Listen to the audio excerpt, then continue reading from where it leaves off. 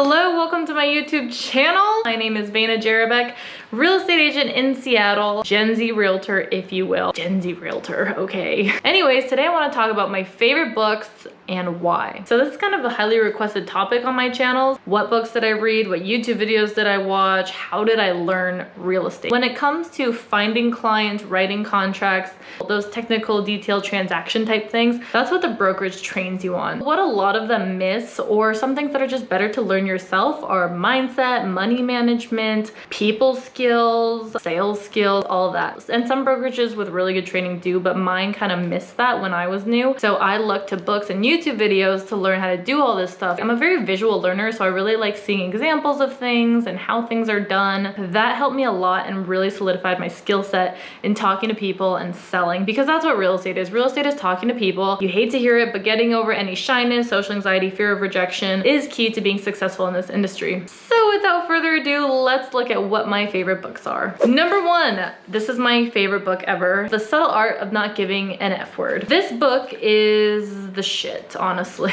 I actually read this book like once a year, and basically this book taught me how to only care about the important things in life. I had a really big problem with caring about what other people think, like growing up in school, when I started in real estate. I was so concerned with pleasing other people and worried about judgment for no reason. So when I read this book, it really taught me to drop other people's opinions that don't concern you, right? I always think of it as like, okay, if someone just comes up to me and calls me ugly, I know I'm not ugly. Like, to myself, I'm not ugly, and that's all that matters, right? Like, that's their opinion. It doesn't mean it's true. It doesn't mean it's what everyone else thinks. It does not make sense to worry about what other people think. And I think a lot of people, and I was like this, you know, would be like, yeah, I don't care about what other people think. But in reality, you actually care a lot. And so reading this book helped me totally drop that belief or that fear, what do you call it? That misconception?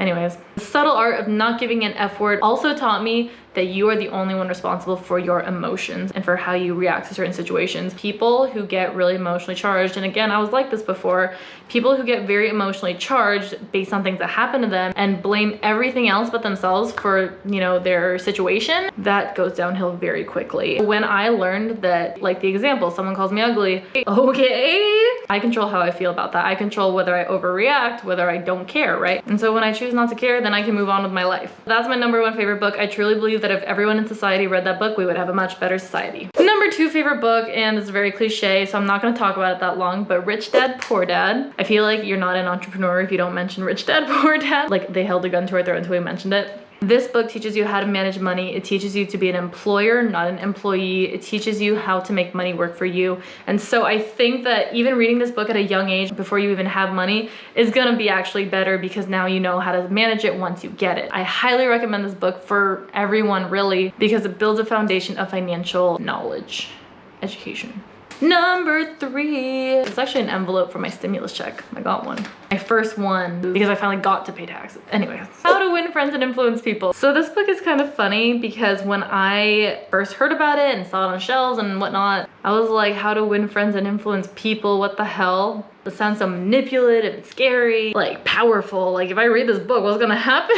But I read it, and it was really, really, really, really good. It was very insightful because it emphasizes the small things that get people to like you. Things as little as smiling, hand gestures, calling someone by their name got entire chapters in this book. Smiles are contagious. You make people happy by smiling at them. Everyone's favorite word is their name. They love hearing their name. People don't care about anything that doesn't really have to do with them, especially when you're trying to sell them something. These lessons were, again, you know, a foundation for the skills that I learned later and everything else I was gonna go do, because, oh, it's a good analogy here. You can't go swim a marathon if you don't even know how to do a stroke. So How to Win Friends and Influence People, very good. Helped me get over my social anxiety, helped me learn how people work so that I could have less anxiety about working with them. Honestly, when I read this book, I was like, damn, I had people figured out now. So I was less scared about talking to people, and I approached it more as like experimenting, honestly. Number four, I forgot the title because it's a long title, but it's a Bigger Pockets book. It's called like The Big Book of investing with no or low money down, something like that. I listened to it as an audiobook. It's free on YouTube, look it up, no excuse. But it's a really good book for investing because things like wholesaling and BRRRR and buy and hold rental properties, you know, a lot of the gurus are like, use other people's money, don't invest any of your own money into it, how to not invest your own money into a deal. This book explains it all, and it's really a lot simpler than you'd think. It really just covers like hard money loans, rehab loans, investing with other people who have credit that you might not have. Lots of good stuff. Book number 4 is Never Split the Difference by Chris Voss. This is a very skills-based book, lots and lots of good stuff. It's one of those books where you read it really slowly and thoroughly because you know that it's a lot of good information that you want to retain for a very long period of time. Awesome, awesome, awesome, awesome negotiation tactics. Guy is like the lead FBI negotiator for like 20 years. So he knows his stuff and he teaches you in the simplest of negotiations, from like getting a friend to do you a favor, things like that. He goes very in depth on psychology and communication tactics to help you win negotiations every single time. Just get this. Would it be totally impossible for you to subscribe to my YouTube channel? Didn't think so. Thanks for subbing. Last book. What is it? Okay. I'm listening to the audiobook in the car. This one's actually really long. Zig Ziglar, The Secrets of Closing the Sale. Zig Ziglar, Jim Rohn, Earl Nightingale, Brian Tracy, these are the OGs of sales. They figured it out first and they made livings off of teaching other people how to sell. Yeah.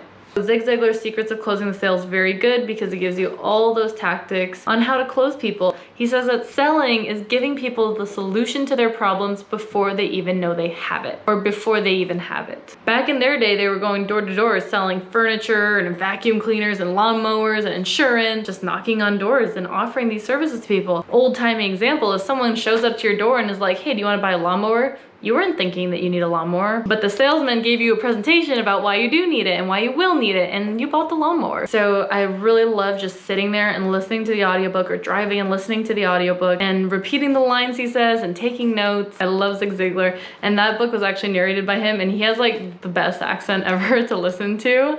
Highly recommend. So those are my 6 favorite books. You know, I only touched on one that was really specifically about real estate, which was the Low and No Money Down book, because when you're getting into real estate, it is so important to build a foundation of sales skills. And that's what I think a lot of new agents miss. You can learn how to cold call and learn how to create ads for sellers, but once you get in front of the customer, once you get in their door, then what? You need to be able to close. You need to be able to understand where the customer is coming from. You need to be able to negotiate. And I believe that starting with these books really helped me smooth everything else out, because that was one of my biggest struggles.